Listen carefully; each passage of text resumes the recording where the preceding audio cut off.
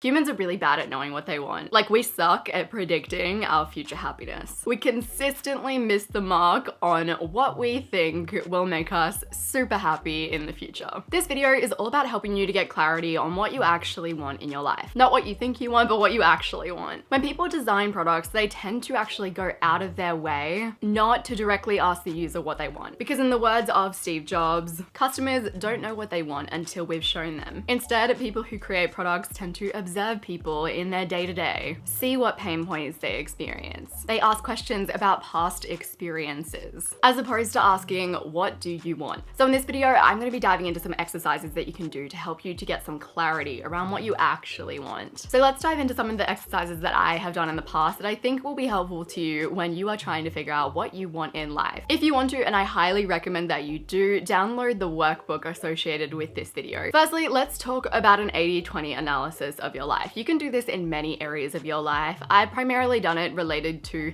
my happiness, but you can absolutely expand on it and relate it to your productivity, your effectiveness. There are a whole range of things that you can target with an 80-20 analysis. I actually went through this exercise on camera in my Reset Your Life Planning My Dream Year video. So what I did in my 80-20 analysis was I actually looked at the past year. I got up my Instagram, I watched all of my Instagram stories from the past year, I got up my calendar, get out your journal, your to-do list, if you will, whatever you've used to kind of document what you did on a day-to-day basis for the past 6 months to 1 year. You've then got two columns that you want to fill out. One is a negative column. In the negative column, essentially what you're doing is picking the 20% of events that contributed to 80% of your unhappiness. That's the whole 80-20 rule at play. And in the positive side, you're doing the similar thing. So you're picking the 20% of events that contributed to 80% of your happiness. By doing this activity, you're really just looking at your past, your history, your experience, your existing knowledge of who you are and how you react to things, and deciding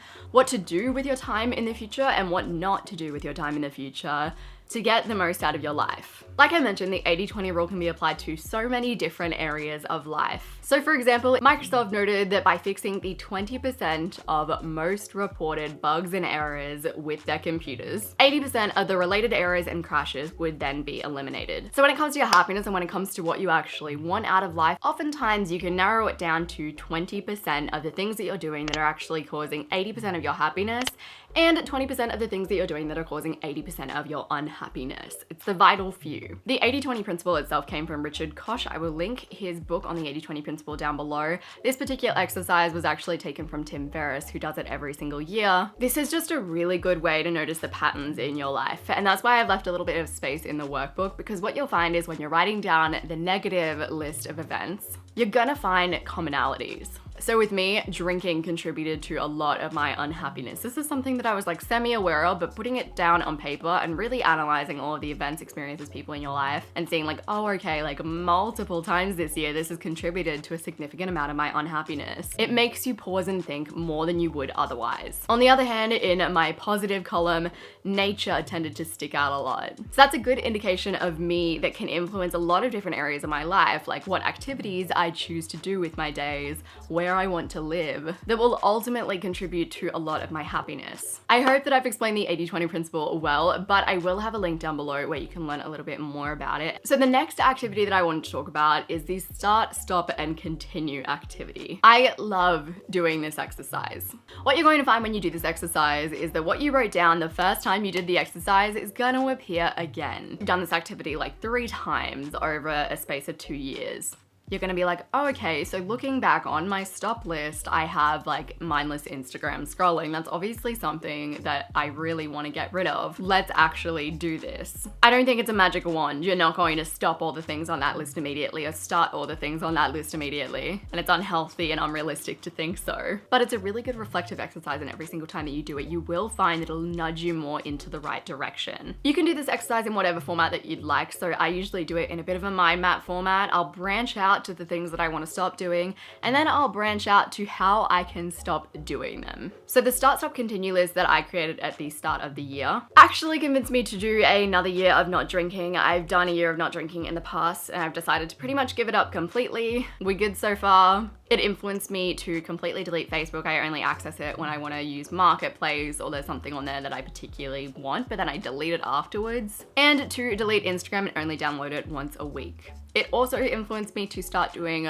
bulk Instagram shoot days because that came up on my start list. This exercise is better if you do the 80-20 exercise first because you can let that really influence what you put on your start, stop, and continue lists. The next activity that is really helpful if you're trying to figure out what you want is to do some inversion journal prompts. Sometimes it's really hard to think about what you want with these, but it is easy to think about what you don't want. This is basically reverse engineering to figure out what it is that you want out of life. You can use inversion in a number of ways. If you're planning an event, you can ask yourself, what would make this event like incredibly uncomfortable? And that can then help you to plan the event so that it is the most comfortable, cozy event that you've ever planned. In the case of planning your life, you can ask yourself, how could I make sure that in 5 years' time, I am extremely unhappy? What daily habits could I perform to make sure that I feel constant anxiety and sadness? What could I do to ensure that I feel isolated, lonely, and disconnected? So for example, in 5 years' time, I know that I would be really unhappy if I was working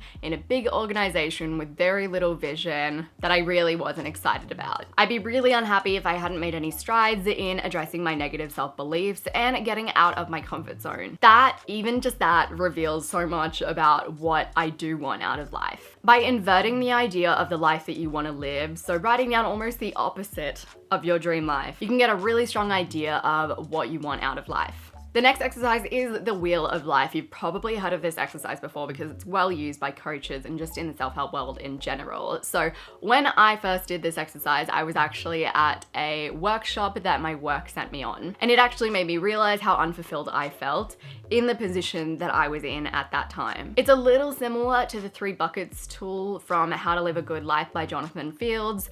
So you've got the connection bucket, the vitality bucket, and the contribution bucket. So in the Good Life bucket exercise, you work out how full each of your buckets is. And if they're on the low side, then you work out what you need to do to make them fuller. The Wheel of Life exercise is a little like the Good Life bucket exercise, but it's just broken down into more areas of your life, which I think makes it a little bit easier to take action to rectify where you sit in each area. So essentially you have a wheel, the sections on the wheel change depending on what wheel you are looking at. And you just color in each section of that wheel as to where you feel you're at in that area of your life. So if you complete this exercise and you see that your connection is like extremely low, that gives you a really good indicator of what you need to get out of life to feel more fulfilled. Or if you find that your fun and adventure section is really low, that gives you the motive to plan some fun things in your month ahead. Once again, rather than asking the question, like, what do I want out of life, you're reflecting on where you're at in life at the moment. And you might realize that that money goal isn't as important as pursuing more connection with your community or your family or your friends, because your money is all the way up here, but your connection is all the way down here. The next prompt is focusing on how you want to feel. We tend to put all the focus on what we want to achieve in life, what we want to have. This exercise is sort of about flipping that on its head and first asking, how do you want to feel? So write down a few words that embody how you actually want to feel, maybe at the end of the year, at the end of 6 months. What you might find after doing this is that what you want actually doesn't align with how you want to feel. For example, if on what you want, you've written down, I want to run 5 Airbnbs, and how you want to feel is at peace, at ease,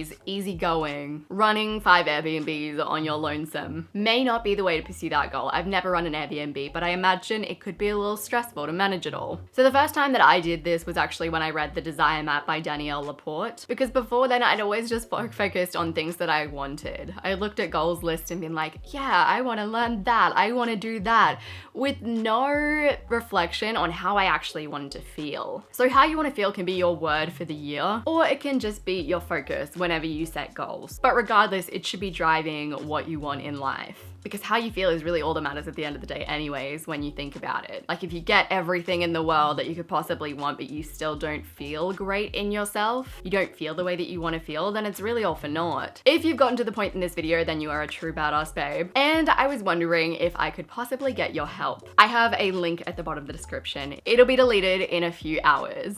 I would love to get you to click on that link and complete the survey that is attached to it. It's a little bit about goals, a little bit about a few other things as well. Once again, I would highly recommend getting the workbook for this video. I genuinely think that all of these exercises could be transformative, especially if you do them at semi-regular intervals. If you want to watch me go through, I think it's the 80-20 analysis and the start, stop, and continue, I did both of those exercises in my Planning Your Dream Life videos, which you can access down in the description below. I appreciate you so freaking much, and I will see you soon.